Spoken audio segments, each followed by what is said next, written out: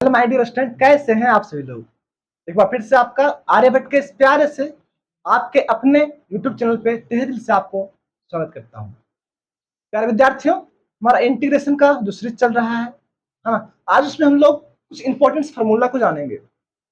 ये आपका fundamental formula है, कहते हैं ना, जिस तरह से आपका किसी भी चीज का बुनियाद जो होता है वो काफी इंपॉर्टेंट होता है, उसी तरह से ये फंडामेंटल फार्मूला आपका काफी इंपॉर्टेंट है, क्योंकि यही फंडामेंटल फार्मूला से हम लोग आगे बढ़ेंगे।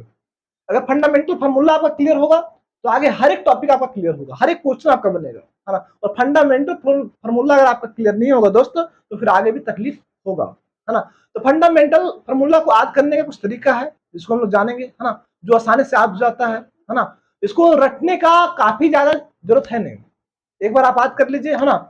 एक बार याद कीजिए, एक बार समझ लीजिए, है ना। समझने के बाद अगर याद कीजिएगा तो आपको बेहतर से बेहतर समझ में आएगा। जब तक आप इसको समझ नहीं पाइएगा तब तक याद करने का कोई मतलब बनता नहीं, है ना।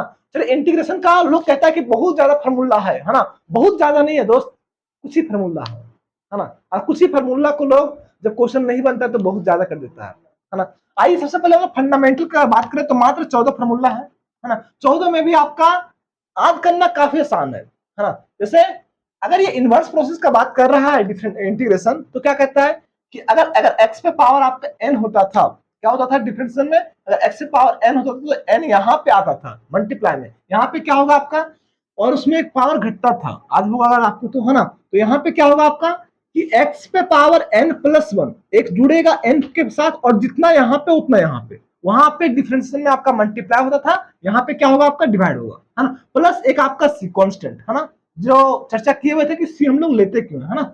आइए हम दूसरा बात करते हैं। 1 का क्या होगा यहाँ पे x, 1 का वहां पे क्या होता है 0, मतलब कोई भी अगर कांस्टेंट यहाँ पे रहेगा तो कांस्टेंट का क्या हो जाएगा आपका x हो जाएगा, और साथ में कांस्टेंट भी बाहर रहेगा, है ना। अब 1/x याद करो, डिफरेंशिएशन ऑफ log x, है ना। log x का अगर हम लोग बात करें डिफरेंशिएशन तो क्या होता था, log x का अगर बात करें तो क्या होता था 1/x होता था। तो इसका इंटीग्रेशन अब क्या हो जाएगा log x प्लस सी। रटना नहीं है, समझना है दोस्त। अगर डिफरेंशिएशन का फार्मूला आपको याद है तो इंटीग्रेशन का फार्मूला याद करना बहुत बड़ा बात नहीं है। हाँ, आगे बढ़ते हम लोग। अब यहाँ पे e पे पावर x का डिफरेंशिएशन सेम होता था e पे पावर x, तो इसका भी क्या होगा e पे पावर x ही होगा। अब फिर उसके बाद क्या a पे पावर x है, तो a पे पावर x का क्या हो जाएगा a पे पावर x और log ये, है ना। चलिए आगे बढ़ते हम लोग। ट्रिगोनोमेट्रिक फंक्शन, है ना, क्या है आपका साइन का डिफरेंशिएशन कॉस वहां पे होता था, साइन का यहाँ पे आपका क्या होगा माइनस कॉस एक्स होगा, है ना, क्योंकि और कॉस का क्या होगा आपका साइन एक्स होगा, है ना। जैसे अगर हम बात करें कि साइन का डिफरेंशिएशन, साइन का डिफरेंशिएशन क्या होता है, डिफरेंशिएशन अगर बात करें साइन का dx के रूप में तो क्या होगा cos x होगा, है ना। तो cos x का जो आपका इंटीग्रेशन होगा वो क्या होगा आपका sin x होगा। उसी तरह से अगर हम बात करें cos x का डिफरेंशिएशन, तो cos x का डिफरेंशिएशन क्या हो जाएगा आपका विद रिस्पेक्ट टू x, क्या हो जाएगा आपका sin x होगा, माइनस साइन, माइनस आपका sin x होगा, है ना। तो माइनस जो है वो यहाँ पे आता है ना। चलिए आगे बढ़ते हैं हम लोग। sec स्क्वायर x का क्या होगा 10x होगा, है ना। तो क्योंकि 10 का डिफरेंशिएशन क्या होता है sec स्क्वायर x, तो इसका इंटीग्रेशन क्या हो जाएगा आपका 10x हो जाएगा। cosec स्क्वायर x का क्या होगा माइनस cot x होगा, है ना।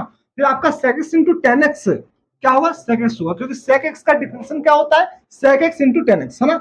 cosec x into cot x का क्या हो जाएगा आपका माइनस कोसेक स्क्वायर एक्स हो जाएगा, है ना।